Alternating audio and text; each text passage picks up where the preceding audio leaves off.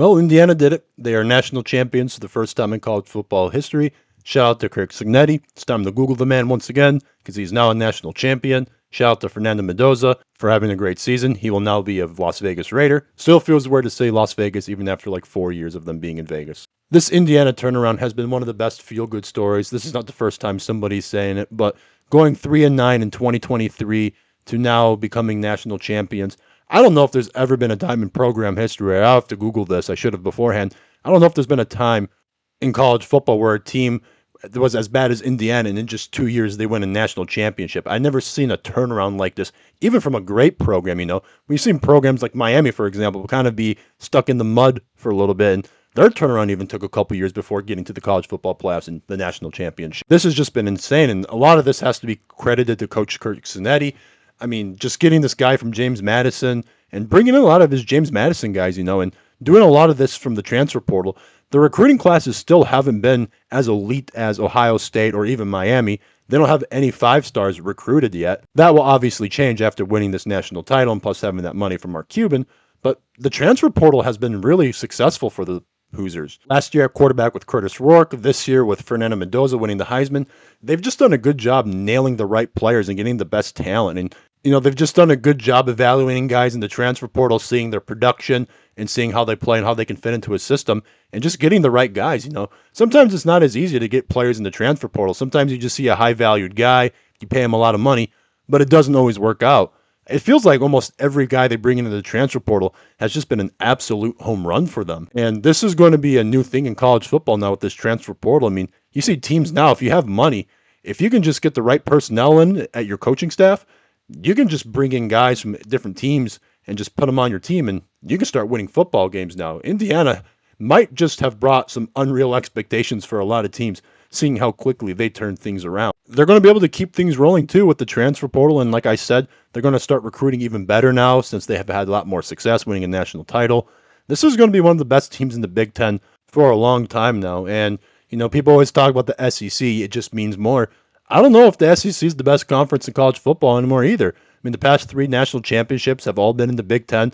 Big Ten teams just have more money.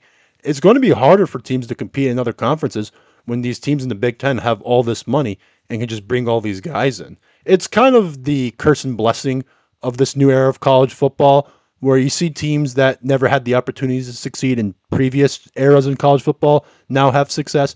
But now you're seeing teams that used to have a lot of success in previous eras of college football finding it harder to find long-term success. And Indiana has definitely been one of the benefits of this new era of college football, no doubt. But that still does not discredit them for the success they've had, obviously. They have a great head coach. And at the end of the day, that's still what matters most in college football. No matter how much you pay guys, no matter who you can recruit or bring in, if you don't have the right guys at coaching, you're not going to have a lot of success. And they have great coordinators too, both offensively, defensively, and special teams. I mean, look at their special teams today. I mean, that block kick kind of won them the game, getting that touchdown. The game was kind of stuck in this like 10-7 range.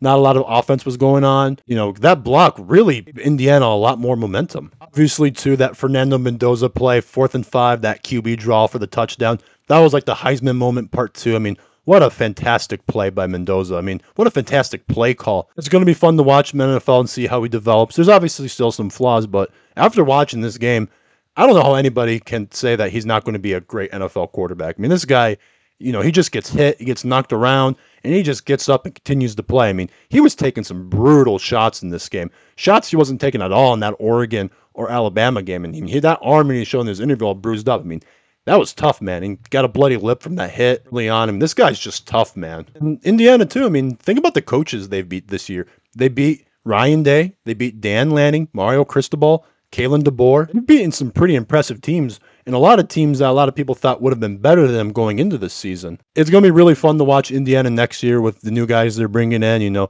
Now that they're not just this cute story, they're now in a legit team in the college football realm, and people have expectations for them now. These last 2 years were good feel-good stories, and I think they're going to continue this success. I mean, I think Kirk Cignetti is arguably the best coach in college football. He might be the best, honestly, right now, the way this team is always prepared, and they don't make too many mistakes. This is just a really good team, and honestly, if they're a favorite to win next year, I wouldn't be too shocked at this point. But for now, that's about it. This was a great college football season. Can't wait till next season. Thank you guys for watching. Like and subscribe for more football content.